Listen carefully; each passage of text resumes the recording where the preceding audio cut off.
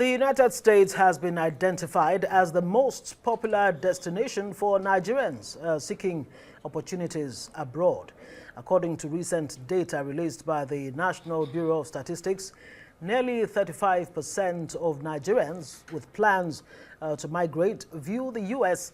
as their ideal destination. Now, this statistic is drawn from the fifth wave of Nigeria's General Household Survey panel conducted by the National Bureau of Statistics across more than 4,000 households. The survey sheds light on the growing Japa trend, which sees many Nigerians exploring prospects overseas due to the economic challenges at home.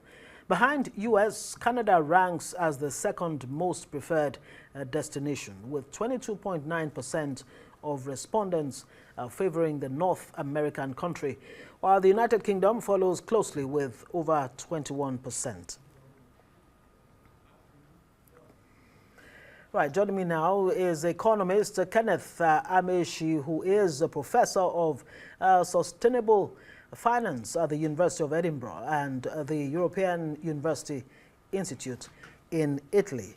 Thank you for joining us on Newsnight. Well, as an expert in sustainable finance and economy, it would be nice to get your way in. First off, let's start with President Tinubu saying, look, he's planning to turn what ordinarily is an adversity, the livestock herder-farmer clashes, to an economic opportunity. In real terms, how can the president go about this? I think that's a very good option because, I mean, livestock is a big business all over the world. And then in Nigeria, we've had issues with it, especially some of the stereotypes that tie to it, which are sometimes based on, say, religion or even some kind of oppression or power expression. But if you look at it critically, you may also argue that some of the challenges we face with the herders-men are linked to some of the issues around climate change. Yeah. Right? But sometimes the climate change narrative doesn't come up as much as other issues. So it would be a good way to solve a problem that has lingered in Nigeria for a very long time. And there's a place for the private sector when it comes to development. Private sector actors can be what you may call development agents, right, as opposed to development tools. Oh yeah, private sector, I mean, that would be local investors. But you would recall, I'm sure you're aware, many foreign investors, companies have actually left these shores, preferring other places for all kinds of reasons, including, of course, the state of the economy, ease of doing business, and all of that. The president made this point in Rio de Janeiro, where he's, saying foreign investors should come in and invest in the livestock sector.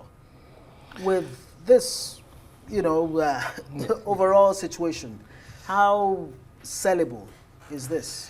When it comes to international business, I mean, there are different options. There are different types of businesses as well. Some have come and some have left. Right. And then in international business literature, we have companies normally use what you may call three strategies. One is that they look at a country and they say, well, we don't want to go there because it doesn't fit into our modus operandi. So they stay away. They don't come in. Another option is to say, well, if you're in Rome, you behave like the Romans. You go there and do whatever they do. Whatever it takes. Yeah, and even if it means hijacking or capturing the government, whatever it takes, you do it and you succeed. Some companies use that strategy. But there's also a third category where companies go in to be part of the change they want to see. So if I were the president or advising him, I would be looking for international businesses, investors that are willing to meet us where we are so that they can also grow with us. Otherwise, you have investors that will come in and run away the next day. So that's not the kind of investors you want to have in Nigeria and even many parts of Africa. And there is a literature that shows that companies that come in and grow with you are those that you may want to bring into the country. There's this argument around whether to settle for the ranching, system or still allow the age-old, movement from point A to B, which ordinarily the herders prefer. And that, of course, leads to the farmer herders, clash, or clashes, if you like, that we have. What do you think would be the best model that would not only suit the foreign investor, but that will really solve this herder-farmers clashes? I think we need to accept that we need to change the way we do things. Whether you're a herdsman or you're a big business, all you want to do is to reduce your negative impacts and enhance your positive impact. So if taking your cattle from one place to the other causes problem on others, I mean, it's not what you want to have in a country. So modernizing that practice for me would be a good way to go. But sometimes also people are trapped in culture. Yeah. And culture or traditions take time to go away. So maybe there is also a bit of education that needs to come in, enlightenment, so that people can understand why they need to move from existing practice to one that helps them. But also is that we need to figure out what works for people, the sort of incentives, because human behavior, is dependent on incentives. So if I leave this, what do I gain in return? And even if I want to maintain my tradition, what are the gains? So we also need to understand these people, where they're coming from, but with a mindset of making that transition with them. Yeah. So because once you bring them in and they understand where you're coming from, that change becomes easier than one that is forced on them. Is it a good start with the livestock ministry that the president has, put in place to look seriously at maybe not just ending the herder, farmer-herder clashes, but to actually bring out the business that is in livestock sector? I mean, a sector that has a $2.5 billion potential. That's quite huge. Livestock is a big business, and you can think of countries that are, making a lot out of it. Think about the Netherlands. Yeah. So they depend a lot on this dairy business, and then you also have Brazil that I mentioned. So, and even in America, it's a big business. So, I think what is helpful here is to begin to think about some of our social solutions. I mean, some of our social problems as possible business opportunities. And once we have that, then entrepreneurs and businesses can begin to solve this problem, because it is in solving these social problems that they create value, and in creating those value that they are rewarded in terms of profitability. Right. So let's talk about another troubling trend. Well, it depends on how you look at it. Some say it's a good thing, the Japa syndrome, and how we can turn this around in a way that can actually benefit Nigeria. The NBS has come up with this report where it discovered that about 4,000 households. Let me just put this in perspective. The statistic is drawn from the fifth wave of Nigerians, showing that the Japa syndrome is on the rise. You know what Japa is? Yes, well, for the benefit of our viewers, migration. Migration. Yeah, or emigration. Yeah, people leaving the country in yeah. droves, yes. Especially the professional sector. Medical doctors, nurses are leaving, engineers are leaving, scientists are even leaving, lecturers, universities, they are leaving the country. Yeah, I think you can't constrain people. I mean, freedom is a basic human need. And you want people to be free. So people are free to make choices, to travel abroad, and go wherever they think. And of course, the US, Canada. So, but we can also think of how do we move away from framing this as a brain drain to seeing it as brain gain. That's right. Okay, because when people go abroad, they also can connect to their home. It is painful when they go and they disconnect. I left Nigeria about 22 years ago. I went to the UK to study on the British Chevening Scholarship, and I'm still in the UK doing my work. But just to tell you, all my research has focused on Nigeria and Africa to a large extent.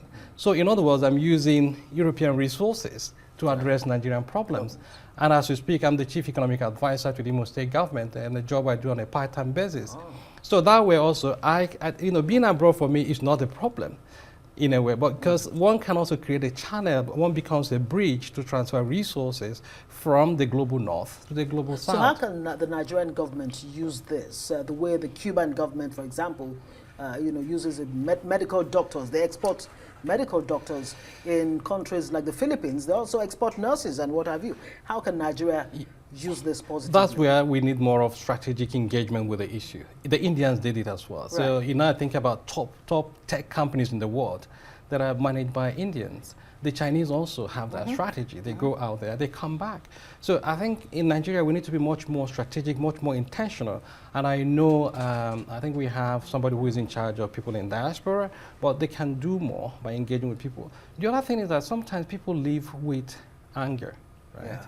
And they don't want to look back. yes, and that's the painful bit. But when they get there also, you know that you're a foreigner. No matter how much you want to be like them, you know, through this whole process of assimilation, you will see the odd something there that will tell you one day that you don't belong. And we are always at home when, I mean, most people will say they're at home when they're in Nigeria. So when you're out there, you can go there and you find better ways of doing things, and then you can bring back something home. Yeah, you might think that people here are not willing to change or have other excuses, but from my own experience, it works in the sense that you take something that bring here, you meet people where they are, and you don't expect Nigeria to become the US or Canada or the UK overnight. Because they also have their histories.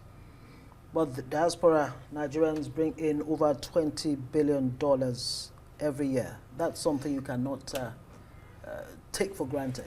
Yeah, but how the money... There must be a strategy to deploy this funds. And in Imo State, for example, we have what we call the One Kindred, One Business initiative, where we are encouraging communities to create their own businesses. Imagine a situation whereby people in diaspora bring in money through remittances to address some of these business challenges. We'll have to leave it there. Thank you very much for joining us. Kenneth Amaeshi, Professor of Sustainable Finance, University of Edinburgh. Thanks for joining us on Newsnight.